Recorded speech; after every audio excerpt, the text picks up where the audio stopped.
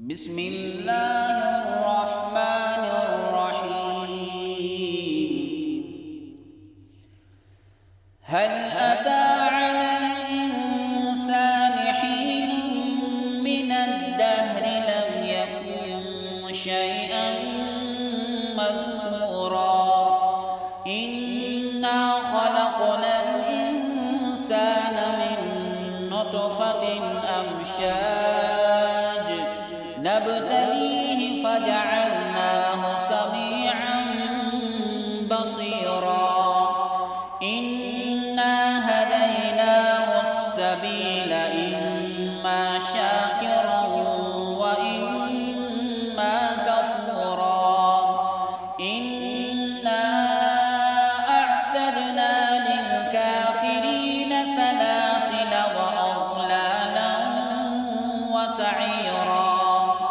إن الأبرار يشربون من كأس كان مزاجها كافورا عينا يشرب بها عباد الله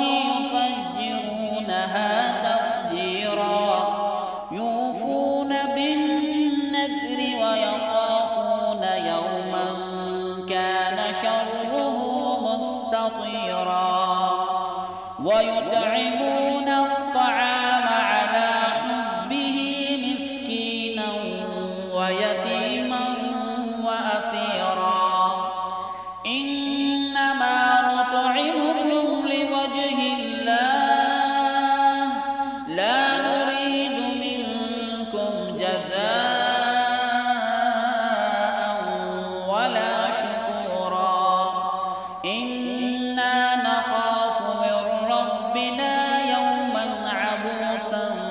قمطريرا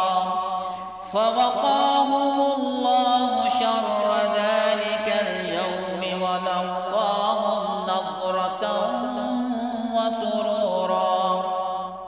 وجزاهم بما صبروا جنة وحريرا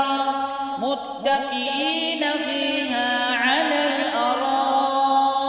الأرائك لا يرون فيها شمسا ولا زمهريرا